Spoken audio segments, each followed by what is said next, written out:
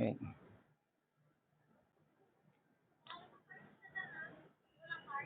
Walang binigay. Thank you.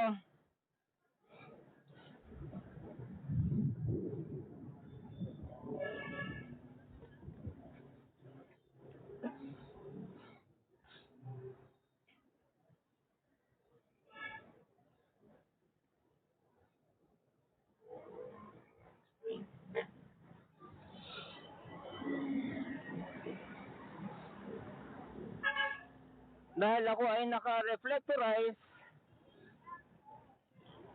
na parang pang pulis o pang gwardiya, pinagtatanungan ako. Okay lang, kaya ko masagutin eh. So nga, nakabike lang ako.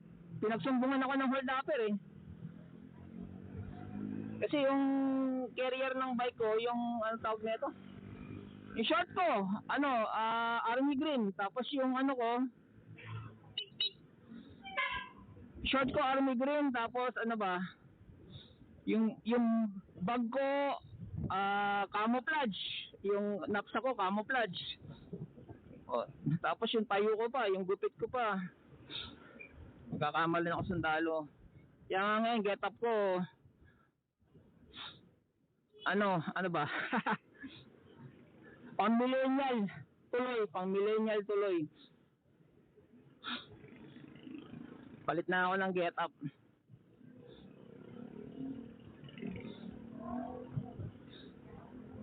Sarap sana yung yung ganong army green kasi hindi siya marumihin lalo na nasa construction ako. Naka-boots pa pala ako na nabili ko dun sa anong lugar yun. Guadalupe na army green din di lalo na pagkakamalang army, di ba?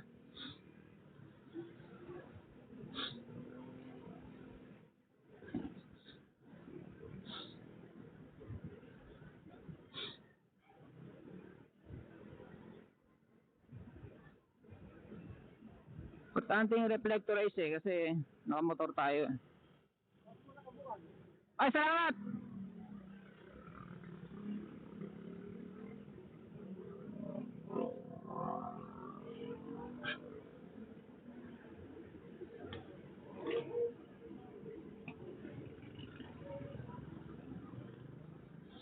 O, tama?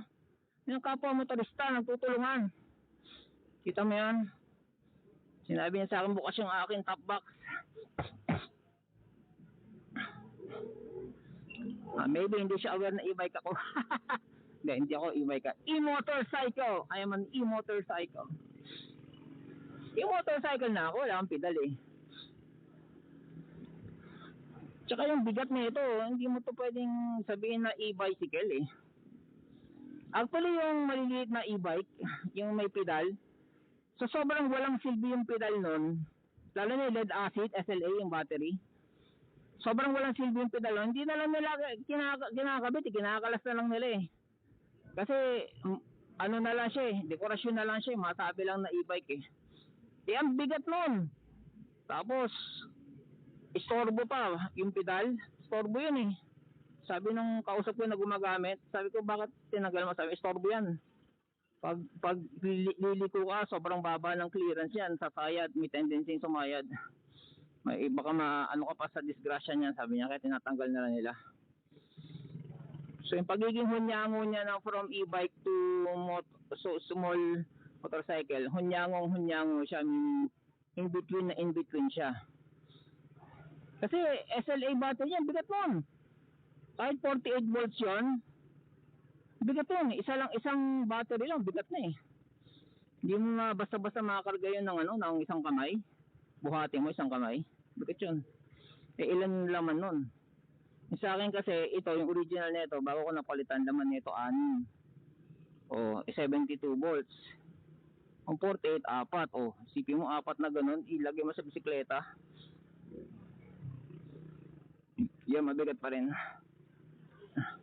Tapos yun, alam ko, hindi pa ako nakadrive ng ganun eh. Alam ko, mabilis na 50 doon, kung maka 50 man eh. Parang mga 45 lang max doon eh. 48 volts na ganun. Pero dahil siya, yung frame niya is hindi kasing kagaya ng frame nito. Doon siya nakakabawi sa ano, sa distance kahit papaano. Tapos battery niya 4, ganyan. So from commute to ano lang, kung malapit lang ang work mo, ganyan. Pang short distance lang, putang ina ano yun. Pang short distance lang siya. Ito actually pang short dahil sa para maging affordable siya. Pang short distance lang din lang ito. Nadadagdagan lang yung range pag ano, pag dadagdagan lang din yung range kapag ano, nag-convert to ano. Ganda ng boots na ito. Ayan, kita mo yung ano niya, bag niya. Oh, meron siyang padding sa shoulder tsaka elbow, panalo. Pero ano manipis hindi balikit tignan Tapos yung guantes niya ano, yung guantes niya, tawag na ito, may tawag din ni gauntlet yung guantes niya. Yung boots niya pang motor talaga kita nyo ba? Yan ang motorista. Advice ni ano yun ni Adobo Moto na ang gamitin nyo kung bibili ka ng guantes, yung gauntlet. Unang-una, masarap siya hilahin sa tingin ko kasi itong semi guantes ko na ganyan, wala masyadong kapitan pag hihilahin mo susuotin Yung gauntlet medyo maganda-ganda. Okay, go na. Kaya nakatabi ko track sheet. Unahan natin yan. Never kang makikipagsabayan sa mga ganyan o tutukan o nasa likod mo yan truck, matuling ka, wag. Laging lagpas ka, laging lagpasan or paunahin mo kung hindi mo kayang lagpasan. Woohoo! Ayoko magpulin. Makakarating din tayo sa paroroonan. Ginagawa kong yung aking driving habit pala yung silinyador preno, ganon. Lakas pala kumain ng gulong nun. Putput na yung gulong sa likod ko Ilang buwan pa lang sa akin to. Nung nabili ko to sa may-ari, ang odo nito ilan lang. Ilan ba? 5K. Ngayon ilan na ba odo nito? 11 na. 11 o 10? 11 na yata, times 2 na, lagpas pa. 7 months na sa kanya yun. Ako, October, November, December, January, February, March. Ako, 5 months pa lang. Halos tabla lang pala. Hindi. Ako, 5 months pa lang, lagpas na yung odo ko. Siya, sabagay siya kasi, may isa pang motor, may siyang NMAX, kasi meron siyang kotse. Kaya hindi niya to halos nagagamit. Kaya niya binenta. Although nung binlog niya to, parang ginawa lang niya laruan kasi, nung binlog niya to, 300,000 views yung ano niya plus yung video niya kasi ang title ng vlog niya gaano kabilis ang gaano kabilis ang keso Ganyan. At that time hindi pa masyadong nabubuking yung nasa left turn pala tayo. Kaya lipat tayo. At that time hindi pa masyadong nabubuking yung sikreto nila nila bugok tsaka nila kambaog. Ngayon marami nang nakahalata Ako nga yung unang-unang video ko nito, hindi, may una pa akong video, pero yung isa sa mga una kong video nito, yung feature ko to, may nag-comment kaagad, sabi, puta, hindi naman 3,000 watts yan Peak lang 3,000, tapos ginugol ko, pinagtanong-tanong ko sa mga putya, nga, sabi ng iba 1.5, sabi nga ng technician, di 1.5 yan, 1.2 lang yan. 1,200 watts. Teka, concentrate tayo sa driving ayoko magsalita ng drive ganito.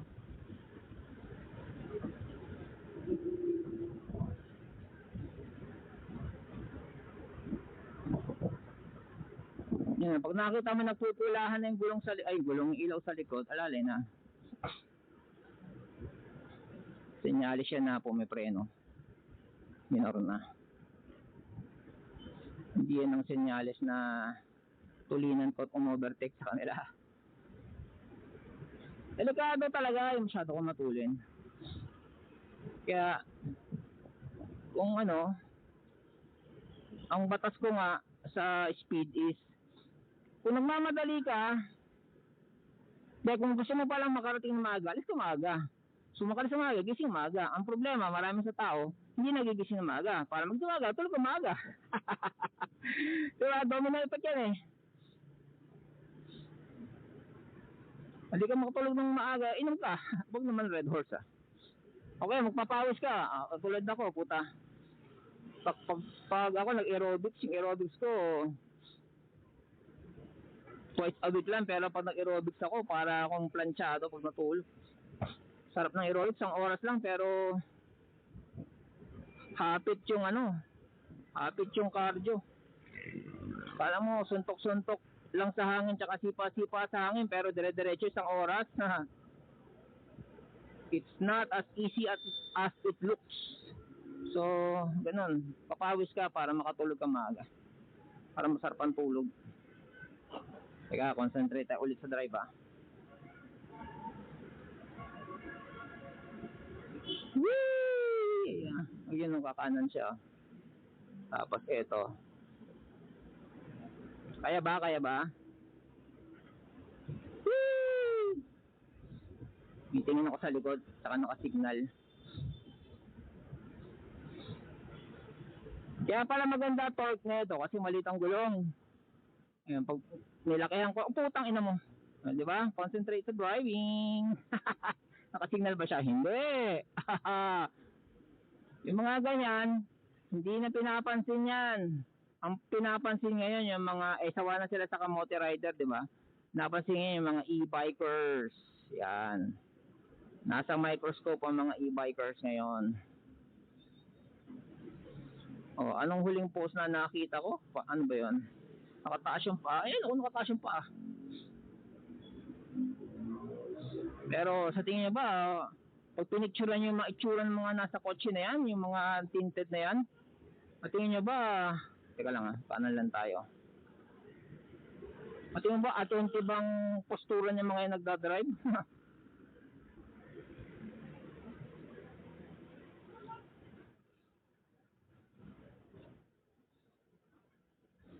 Yung humahawak ng cellphone na batas natin na bawal, pag yan in-enforce, labas lahat ng ano.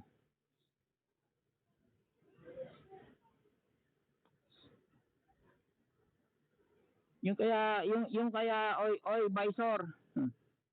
Wala. Si visor nakikiano lang din to eh.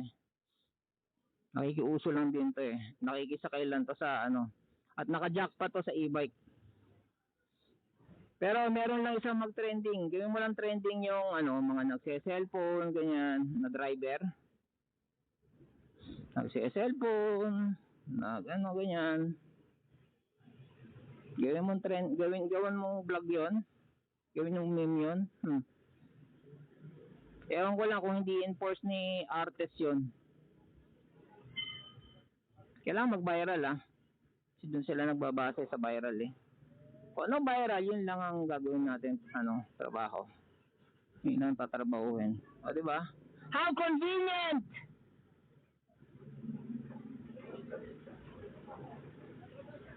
So, sasabihin niya, ay, puta, MMDA pala tong convenient na to. Tapos sasabihin niya na, ano, na, tagal-tagal na, ano, in-enforce lang namin eh, hindi kayo nag-react dati eh, blah, blah, blah, blah, blah. Mayaman kami, mahirap kayo, pakyo kayo.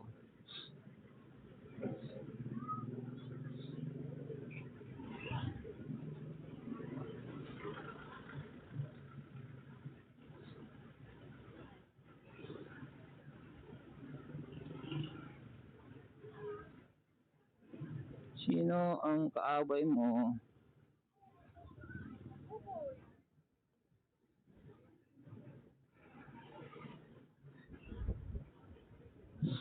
Sarap nga naman kung maganda torque ng motor mo, no?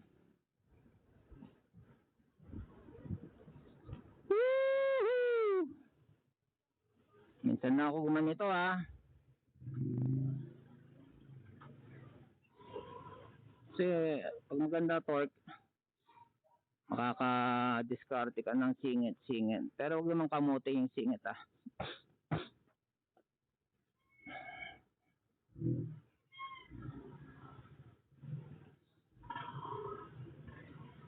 Ito yung Swift na ano, na Suzuki na atrasan ko ng truck. Nagdadrive. Actually, yun yung huling drive ko eh. Ayoko na mag-drive. Kapatay ako ng namili ako noon. Nung kinapos kami sa tuk-tuk na ako eh, paahon. Overload yung ano ko, yung elf ko, yung hollow block. Overload. Tapos dyan pa ako sa little baggy na ano, tinuro ng waste. Malay ko ba na puta. Doon ako dadalhin. Kung alam ko lang yung ano, yung kalsada, hindi ako dadaan doon. Pero nung dinala ako doon, inahon ko. Pagdating sa tuktok na matayan ng makina, kinang ina, hindi air brake yun. Air brake okay lang, mamatayan ka makina, may preno ka pa eh. Hindi siya air brake, hydrovac. So namatayan ng makina, kasi kinapos overload eh. Pak! Walang preno. Shit! Atras! Yung pahinante ko, ang trabaho niya, pag ganyang atawag nun, emergency, dapat yan, tatalon, isasalang yung yung tawag nun, sasalang yung kalso. Ganun, kung kaya pa. Habang kaya pa, kasi kung tumuli na, bumulusok na, mahirap na yan. So very good yung pahinante ko, tumalon, iniwan ako sa ere, sabay hawak ng cellphone. Parang, OTD for the day, look, yung truck namin, babangga na sa saan man. So namili ako, kasi kalalagpas ko lang din sa tindahan na maraming tambay, mga tambay, kukwentuhan, marami silang mga 7. Ganun. Either doon or sa kotse. Ganun. Saan ako pipili, puta, di ba? Ito ako sa kotse, doon ko na sa kotse. Wala kang choice eh. Alam nga ng tao o bagay, di ba? Pag salpa ko sa kotse, sabi ko sa'yo, parang slow motion, nagliparan yung debris ng kotse sa utak ko eh. Slow motion natin, pang! Pag salpa ko sa kotse, narinig siguro, nakita ng mga tambay doon sa tindahan, sa kaliwa, kanan yung kotse, patras ako eh. Pag salpa ko sa kotse, lakas ng impact, pang! Lipa, no? Basag yung mags niya eh, tapos flat yung gulong eh.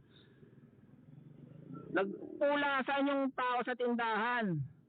Sabi ko, pucha, kaya pa, ibinaling ko naman doon sa tindahan. Sabi ko, ganun kabilis yung utak ko. Sabi ko, tindahan na lang, wala nang tao. Ito, pader to, welding na to, ito kotse, pucha. Lilibuhin kada piyesa niyan. Exactly. Nung nagkabayaran na mera pa yung may-ari ng kotse, o bayaran mo yung 4,000 ko sa claim insurance, etc. Bayaran mo yung kita ko, ulul. Bayaran mo yung kita ko sa araw na to, ganito kalaki kita ko, bla bla bla bla bla bla, bayaran mo. Ganito kalaki kita ko ha, dapat ako. Trabaho ka, hindi ako makatrabaho, wala akong kotse, mag-jeep ka, ayoko mag-jeep. Ako, bayaran mo yung car, ko.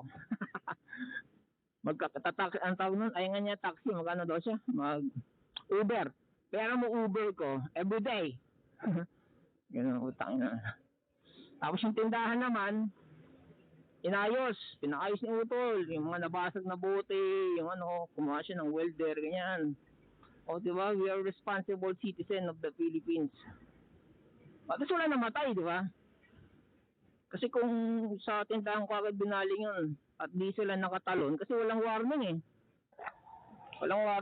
Walang tunog yung yung elf. Hindi ko rin, napabusina ako, baka hindi rin na yata ako napabusina eh. Kasi medyo panic mode na rin ako nun. Ang isip ko is saan ko ibabaling. Yan. Hindi ko isip yung businahan yung tao. Kasi nagpulasan na rin naman yung mga tao eh.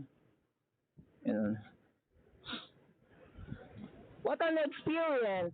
Kulong ako nun sa police station. Dito ka. Tawag yung amo mo. Huwag kang aalis dito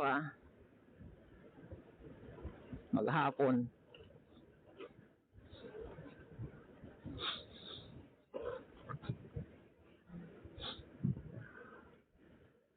Sabi ng isang kwentong barbero lang naman, wala ka namang napatay eh, kailangan kay kulong. Pagdating ni Utol, yung may-ari ng truck, parang inabutan niya na, hindi niya na inantay humingi, tapos saka lang ako nirelease.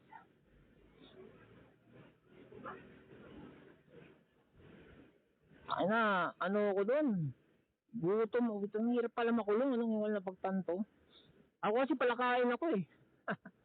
Walang makain, maghapon, bawal lumabas na bumili. Siyempre, di ba ganun ginagawa ng iba yung tumatakas? O bili lang ako ganun. Bawal.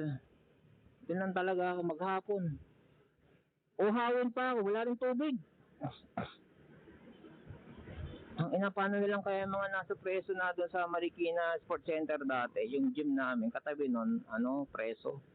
Yung amoy ng sama-samang lalaki na pinagpawisan sa isang lugar na napakarami, tapos, siyempre, mahirap din maligo siguro, malamang, no?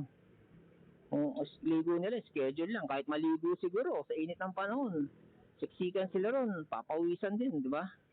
Iba yung singaw eh. Ganon. Mas mahirap makulong. Ako hindi ko naman ginusto yung pangyayari. Actually, yung biyahe ko na yun, tinanggihan yun ng veterano naming driver. May mga veterano kaming driver, tumanda na sa freaking driver. Ako, napaka-noob ko na driver eh. Noob, ako yung pinaka-noob na driver. Sabi sa, binigay sa akin biyahe, OT pa yun, OT. Oh, OT OT to. Oh, tanggapin mo, hindi pwede si Kuya Ray. Masakit ang paa. Ano, overload pala yung pucha. Ang maximum ng truck, ah, 500 de 4. Ang 5 medyo ano na yon, medyo tagilid na yon. Sa ispa, ang kinarga, oh, delikado na yan, na-overload. Tapos doon pa ako dinala sa matarik ng Google Map, putang ina. Tapos, actually malakas yung truck na yun eh. Ano bang makina nun? Malakas na yun eh, C something yun eh. Pero luma na. Tapos, bagito pa yung driver, basta na lang umahon. Sunod lang sunod sa Google. Hindi akalain hindi kakayanin. Ayun, sa pool. Sa pool, si Swift. Ano magastos ni Utol doon?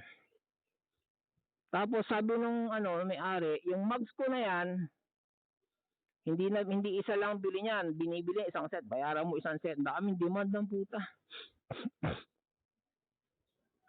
Sabi ng Utol ko sa insurance ang babayaran lang kung ano yung stock. Kung ano yung pina-insure mo, stock na sa insurance eh. O bakit ko babayaran yan? Ganun pala yan. Oo, ganun yun. Ay puta, hindi na nakabili, kadaldalang ko. Fuck. Yun lang. Nakabili yung pamir. Hindi, pwede pa pala. Ah, shit. Sige, ikot ako.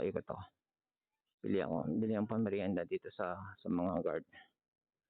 Kita na ako eh.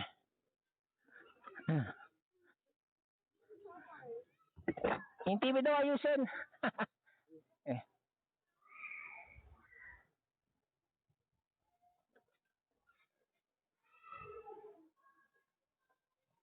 Tayo.